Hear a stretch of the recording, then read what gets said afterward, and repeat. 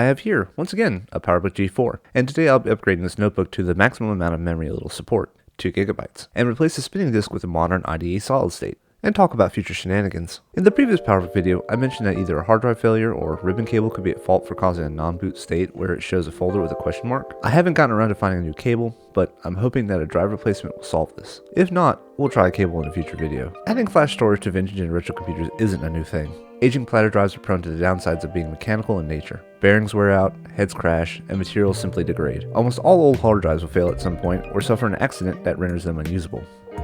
Replacing these things can also be a challenge because manufacturers just aren't producing hard drives using these old connection standards. This leaves the secondhand market to source vintage hard drives, and the longevity of used drives is questionable at best. Plus, spinning platter drives are just excruciatingly slow compared to modern drives. Before I continue, I must say this about the following section on drive options. Prices have varied greatly since I wrote this bit, and will likely change once this is published. The drive I bought nearly doubled in price between November 2021 and January 2022. Prices shown in various screenshots were taken on the tail end of that timeline. With that said, your mileage may vary, and what I say about relative prices may be untrue, and I guess this is the world we live in now. The other option that a lot of hobbyists will use are compact flash cards and their associated adapters. These cards are unique in that, unlike SD cards, the controller lives on the cards themselves and use the ATA protocol. This means that adapters are very simple and relatively cheap. But higher capacity cards can be incredibly expensive, and some retro computers simply refuse to use them since they report as removable media. Industrial cards exist, and they don't report as removable, but they can be more expensive still. Recently, a new class of ATA drives have popped up. Modern SSDs that are ATA compatible. These come in two variants, drives that adapt mSATA SSDs to the older ATA standard, and ones that are built from the ground up to be an ATA SSD. Colin of This Is Not Compute recently covered a King spec drive that he put into his own PowerBook. His was the first style, a glorified mSATA adapter in which he chucked the undersized drive that was inside and put in one of his own. The King spec that I bought was built to be an ATA SSD from the get-go. I won't be able to just throw in any mSATA SSD into it like Colin does, but the quality of the King spec SSDs are acceptable. And this drive was relatively inexpensive and ready to go.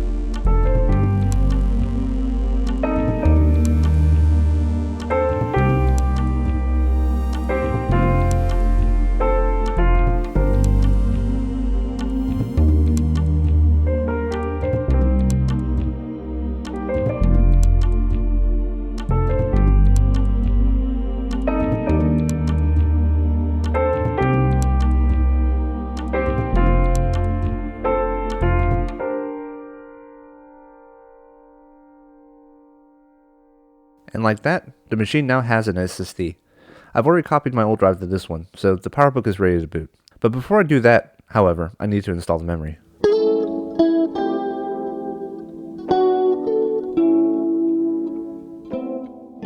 astounds me that there is someone out there still making hardware for old machines. This ATEC 2GB PC2700 kit was fairly affordable, and far cheaper now than it was in the 2000s. I even remember a few years ago with low availability, RAM kits like this would cost a fortune, and made upgrading old machines like this with new parts a task that isn't worth the cost. But now, there's no reason not to max out your old machines.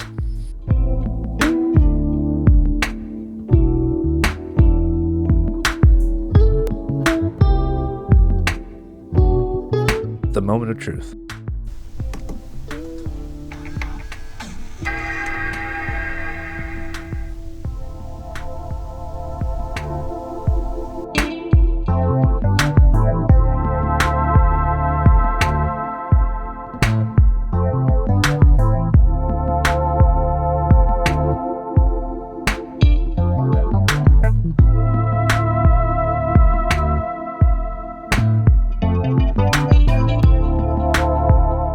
First impression, the PowerBook feels much faster. I didn't think to capture some hard benchmarks before I did these upgrades, so my impressions are entirely subjective. Keep in mind, beyond loading software and files, these upgrades won't make the G4 processor less stressed or the graphics chip better able to render 3D, but it will make the machine just a little bit more usable, and this makes the shenanigans I'm about to quickly touch on a bit more bearable. For these older PowerBooks, and some people will vehemently disagree with me, macOS 10.4 is probably the newest version that should be ran on these. Leopard simply is too resource heavy and gets in the way of doing anything else. I don't have much of a software collection for these old Macs anymore, long lost to 2004, but I do have a few games from the era that I like to play again. Software isn't the focus of this channel, so I'm not absolutely sure if I'll cover them in significant detail. Still, there may be a retrospective of some classic titles like Diablo 2 or Halo Combat Evolved, provided I can find a copy at a reasonable price. There's been some buzz among the retro PowerPC circles regarding Sorbet Leopard, a community version of Leopard to bring in improvements from Snow Leopard to the last version of OS X to support PowerPC, while simultaneously making it a more usable system. And while it's not as fast as Tiger on this old PowerBook, with the hardware upgrades I made for it, it's definitely tolerable. I may touch a bit on it, but honestly, there's other good videos out there that do this OS more justice. For me, it allows me to have some newer macOS tools that Tiger lacks, like the ability to resize existing partitions in a non-destructive way. Finally, something Action Retro's been on a big kick about lately, installing Linux on these old PowerPC Macintoshes. It's something I might cover. I can easily download and install an older Linux distribution, and there should be no fuss when doing so. They were created and designed to run these at the time. But a more modern distribution is a harder task. I had Adley and Debian installed and booted on this machine, but could never get the graphical environment started, plus had a bear of a time with package conflicts. If I spent a bit more time, I'm sure I could get a usable desktop environment on this machine, but I'll be honest, I didn't really want to spend the time to troubleshoot issues for my specific machine. But it's on the long list of things I'd like to touch on with this thing. Don't worry, it will come.